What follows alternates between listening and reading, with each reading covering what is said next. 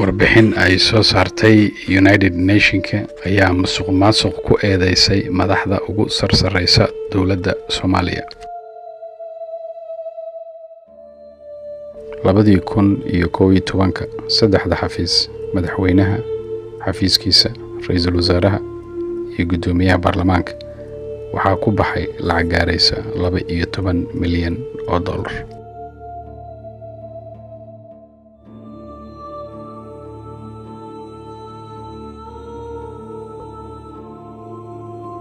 isla sanadkaas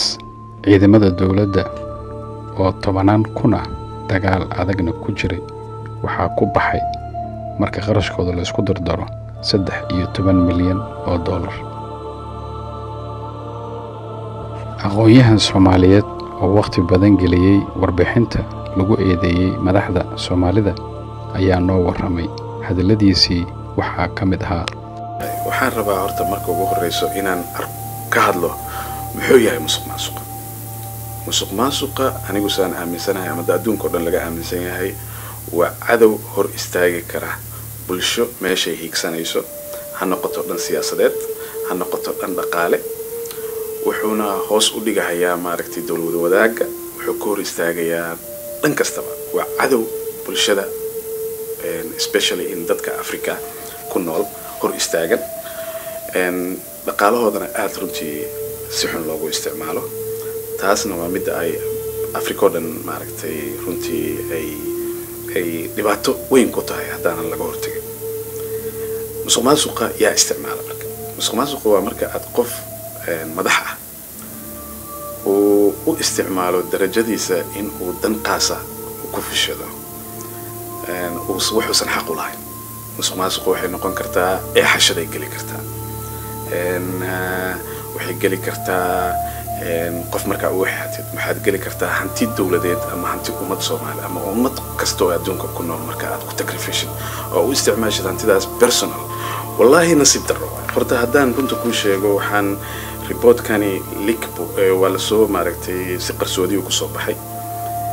reportkii wuxuu siiyay details badan. qoladan la yiraahdo UN Monitoring Group waa qolo independent ah. markoodii hore waxaa loo sameeyay in Soomaaliya iyo Eritrea ay hubka maaragtay ka ilaaliyaan sida uu soo galay, sida maslaxadda regionka loo fiiriyo. waxaa nagu maqaala in sanad ka hor Security Council-ka uu shaqadooda sii kordhiyay. uu yiri waxaan rabnaa in specifically Soomaalida madaxdeeda waxa ay sameynayaan aad soo ogaataan. arrintii detailka 200 ilaa 400 page bay ahayd. wada akhrinteeda aad bay u dhibaataynayd, laakiin waxaa ku jiro waxyaalo badan oo maskaxdeedna hataa qaadan weyday oo details ah, sida hantida loo isticmaalay, sida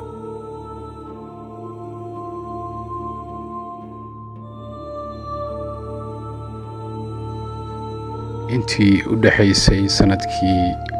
2009 ilaa 2010 lacagtii soo gashay dawladda Soomaaliya $10 7 ka mid ah ayaa la lunsaday.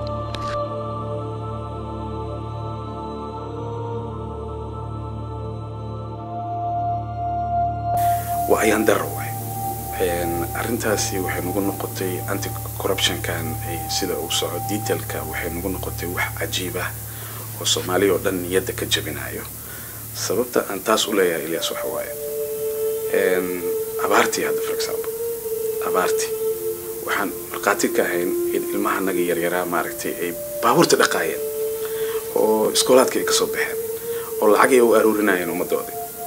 dadkii mas'uulka ah markay saa ku dhaqmaan ilmihii maxay noqonayaan niyadda ka jabayso. for example xafiisyadan hadda lacag 1 milyan oo Suudaan laga soo qaaday oo kale sida xun u baxda la sheegayo. 3 milyan ee detailka Cumaan laga soo qaaday oo hadda sida ra'iisul wasaaraha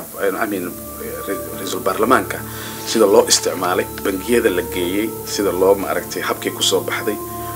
iyo lacagtaas waxaa loogu talagalay ciidamada nabad sugidda in ay ku gataan baabuuro mushaar lagu bixiyo.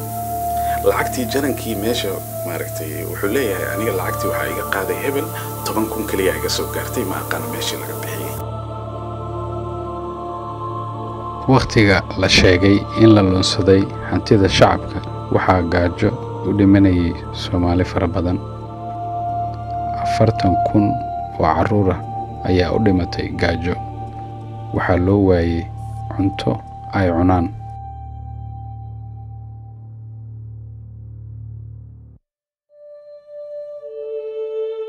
diinta Islaamka maxay ka qabtaa mas'uuliyadda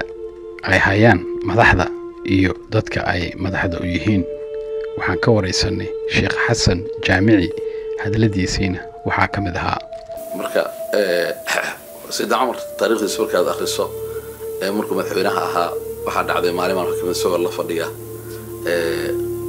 qaar ka mid ah dadkii la shaqeynayay calooshiisa dhawaaqday gaajo darteed la qeelisay marka caloosha arta marka gaajada ka badato kale way qeelinaysaa marka calooshu la hadlay wuxuu yiri sawati oo la tusawati صوتي ولا تصوتي فإنك لن تشبعي حتى يشبع المسلمون الفقراء وحدها قيلي أما حقيلين مدر جدونتد إلا قفك مسلم كفقيرك وقدم بيوح عنه مركا المال مدح كان نقطه وحد نقونيسا قفك وقدم بيه لين عكسته قفك وقدم بيه نقونيسا هردد هذا وقدم بيناي وحونست هذا وقدم بيناي هدي أودتك وحسوا قلان راح هذا وقدم بيناي سيدنا عمر ولا الحساب تمجرك إلا حساب تم إن حتى الحساب تم على مهران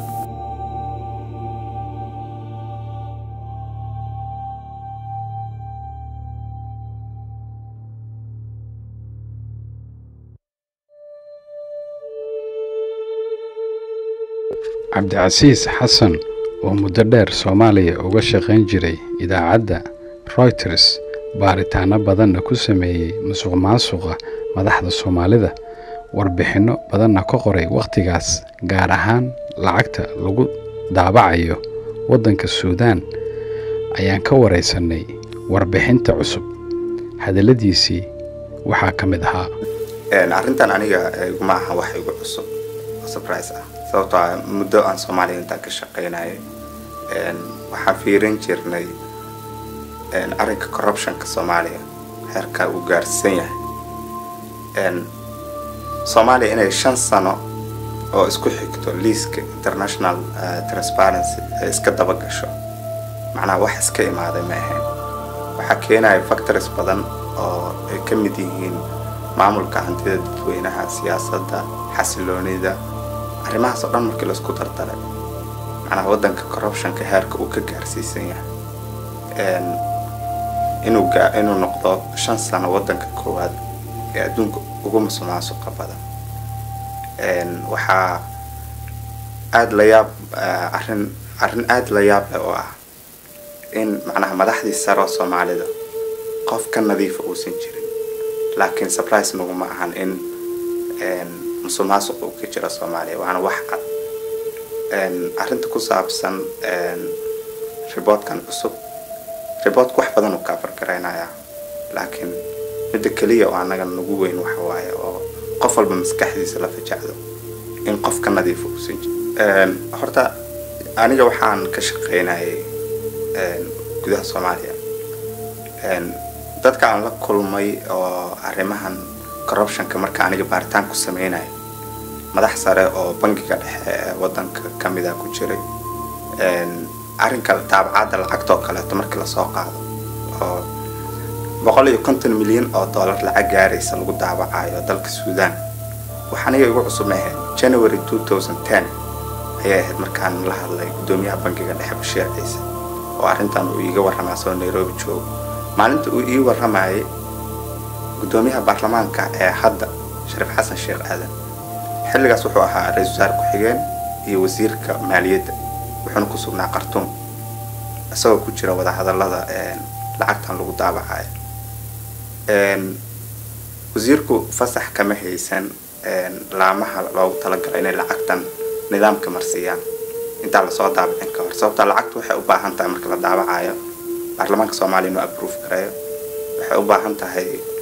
boardka bangiga central bankiga Soomaaliya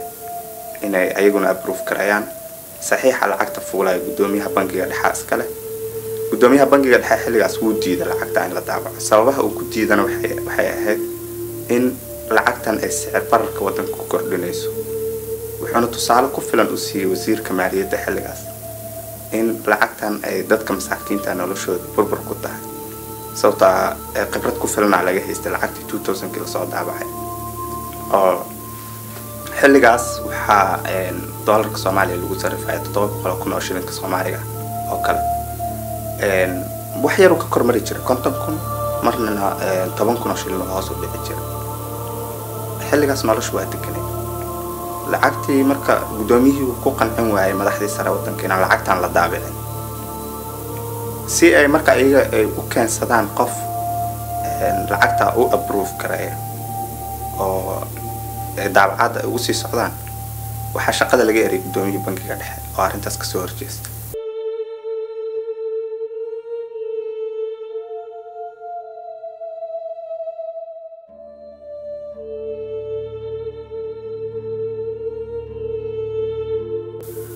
maalin go'yaal oo qurux badan la keenay marka dadkuna la wada qaybinay marka nin mujtamaci kamid ahaa sida Umar wuxuu ku arkay laba go inuu wato dadka hal ay qaateen dadkii u buuxana wuxuu yiri cadaalad ma aha sida Umar wuxuu maxaa ula jeedaa wuxuu inaad laba go xirnaato waa fiiro madaxweynaha anagan hal go aan xirnaano cadaalad ma aha markaas wuxuu yiri waxaan rabaa wiilkayga su'aasha inuu ka jawaabo wiilkiisa wuxuu yiri aabay waa nin dheer oo xoog badan marka dadka hal go ay qaatay asagana go uu qaatay laakiin aniga go-igii labaad aan ugu daro dhahay markaas wuxuu yiri al'aana nasma'ku nutu haddaan ku maqlaynaa haddaan ku raacaynaa waa ka amar qaadanay marka in la xisaabtan waa lama horaan in qofka la weydiiyo lacagta inta ka keentay sida Umar loo weydiiyo go'aan xagge ka keentay waxyaalaha caalamka maanta ay sameeyaan waxaa kamid ah si loo hubsado qofku wuxuu leeyahay markuu madaxweyne noqonayo waa la tiriyaa waxa saaxiibsatay markaad waxayna noqonaysa waxaana lagu qoraa musharaxan bishi waana marka mushaarku wuxuu ku sameyn karaa qofka xaq uu leeyahay laakiin haddii markii jagadu ka dago wuxuu haystay wax ka badan uu haysto in lagu la xisaabtamo waa xagee ka keentay marka waxa kaloo yaab badan oo cabsi abuurayso oo shacabkana niyad jab ku ridaysay kalsooni daro haddii shacabku dhimanayo shacabku gaajeysan shacabku hadda abaar ka sii baxayo shacabku 21 sano dagaal ku noolaa qaarkood guryo aan haysan dulmi ku noolaa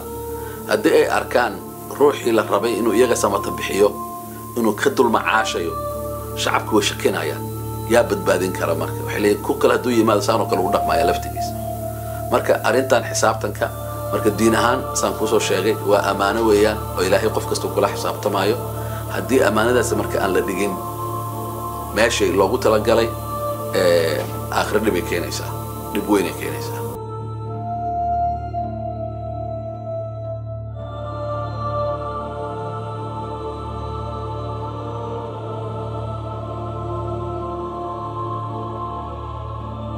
سيدي وحانو دقان وطاوي إنه استفعال إنكرات إنه يرادان كلية ماركتي أرنتاسي مجرتو وحب عنكو قنعي كرنا معها وإنان أوغانا سببتان أولا إنهاين وحاوي وحان ربنا ودن إنانو بسنو كفوك ماسوقا كوربشنكا دول ودوناك ما هي إنان شخصيات كحمينينو لكن أنا دان موادينين الصوماليات ناهي وحان ربنا إنان بسنو دولد مودل أنقطة الصومال أفريكودن وكم مدح بنان ماسوقا له عدالة له شرعي له ماركتي قف كستو موادين الصومالي حق ليهي waxaan rabnaa dawlad ilaalin karta hantida dadka masaakiinta ah hadana caradana sii hayso runtii oo dadka Soomaalida oo dhan hayso waxa weey abaarti dadkii Soomaaliya oo dhimanay oo xirooyin ku jira in corruption ka noocaana dawladii lagu eedeeyo madaxdeena waa ayaan darro weyn way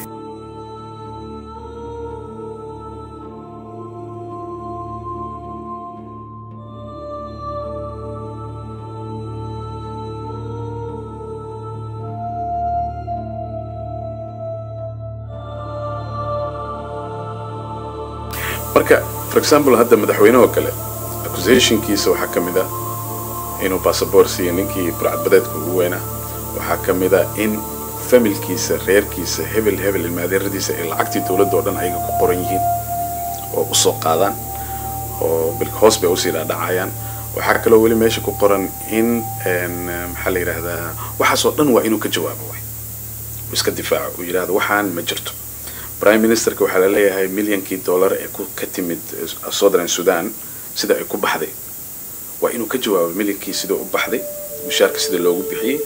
inay maaragtay markii meeshii waxaa jira dawlad hab maamul dawladeed wasaaradii naftirkeeda arrimo maaliyadda waxa lagu leeyahay record ma hayso dhibaatada jirta waxa weeye for example ay meesha ku qoran nasiib daradana haysato waxa weeye markuu wasiirka arrimo maaliyadda la bedelayo wixii waraaqihiiba waa maaragtay wajaha wax record oo meeshii yaala ma jirto maamul dawladeed ma markuu waa corruption runtii waxaan aad uga xumaayay shakhsiyan madaxweynaha ama prime minister ra'iisul baarlamaanka ninka hadda la leeyahay maaragtay waxbaa lagu eedeeyay 3 milyan oo dollar buu asaga hata reportku wuxuu ku leeyahay 3 milyan marka la soo qaaday ee Dubai laga sarfi rabay bangiyadii u diideen Sharif Xasan inuu ka furto sida reportka leeyahay accountingii wuxuu la hadlay mid la yiraahdo shiiqay oo consulkaasi lacagta loogu deposit garay boqolkii kun oo dollar waxa lagu sarfay 10 kun oo dollar 3 milyan waxa laga qaatay marka 300,000 ummadda Soomaaliyeed leh askartii leh marka taasoo kale waa inuu banaanka keenaa sidee ku dhacday ummadan Soomaaliyeed janankii la shaqeynaya wuxuu leeyahay anigu waa baxay oo waxaan u tagay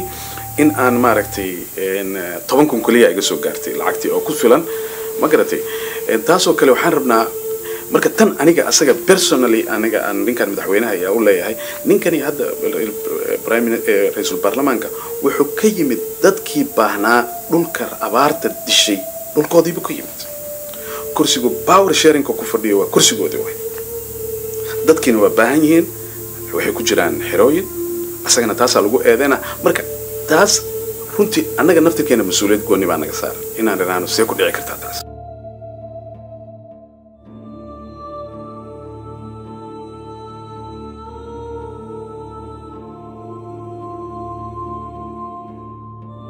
haddii qaramada midoobay listiga cunaqabataynta geliso waxay 10 u noqonaysaa dadka wax dooranaya sababtoo ah haddii nin cunaqabatayn saaranto aan safri karin hantidiisana la fariis gareeyay oo xaday mid waxaday 2 personalka iskugu daray la fariis gareeyay hadaa xudhiibato inuu wadanka meel u socon waa ujeedaa marka taas waxay 10 u tahay oo fariin u diraysaa baarlamaanka soo socda inay dadka nadiifka ah madaxtinimada u tartamayaan dad badan oo nadiif oo Soomaaliyeed jiro oo wax qaban karo accountable ah oo waxna bedeli karo inay dadkaas doortaan we demand good governance dawlad wanaag dawlad ka madax bannaan musuqmaasuq dawlad ka madax bannaan dawlad ka madax bannaan ku takrifalid hanti masaakiina oo baahan oo xirooyinka ku jiro no we need demand we demanding I'm sorry in an answer helno haddii ku cadaatana waxaan aad u rajaynayaa adduunka aan ka codsanaynaa inuu maxkamad geeyo